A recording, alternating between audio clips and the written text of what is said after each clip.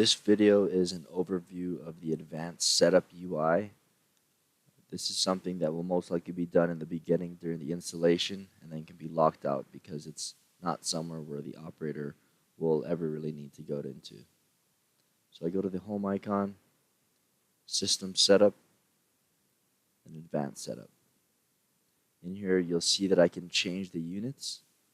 So this will be the units that are used throughout the whole project, but it's also changing the units that are being saved for the active profile. So I'll change that back to meters. The appearance, depending on your resolution, you may be able to change it if you're running an emulator on your computer. But if you're running the site tablet, you'll only have the option to use the full screen. For the decimals, we've got this hard-coded to support 2, 3, 4, and 1 decimal place. And the place you'll see this is in the info boxes as well as in the bullseye view. You'll see it using that amount of decimal places.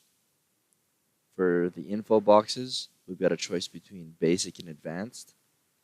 I suggest using basic, which gives you 7 configurable info boxes to choose from, which I'll show you how to do in a later video. But for the advanced, you have the option to show all the information, which is usually too much and unnecessary for any operator. So I'll turn that back to advanced or to basic. For the 3D display setup, I'll click on that. This is only going to be if you're using the 3D view, and if you are going to use the 3D view, you'll need to have DirectX installed on your site tablet or computer. You can change all the colors of the layers to whatever you prefer, but the main things that I would turn on here is wireframe and shading by elevation. That'll just give you it's a good thing to show if you're doing a demo just as an added feature, but when an operator is actually doing his work, he most likely won't be using the 3D view, but it can definitely be useful if you're just kind of trying to get an idea of the surface or the corridor that you might be working on. Okay.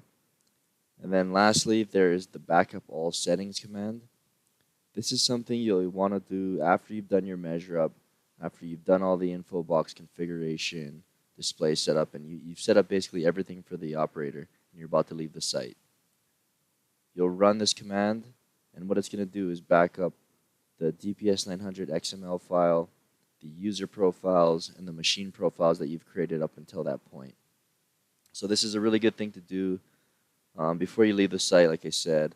That way, if anything goes wrong, maybe after you leave they delete something or they make a change to the measure up, you can have this file for safekeeping, import it back in, and they'll be able to go back to the settings that you knew were working when you left the site. So all this is asking me to do is choose a place to export the file to. So it's just saying it's putting it in my Trimble DPS900 data folder.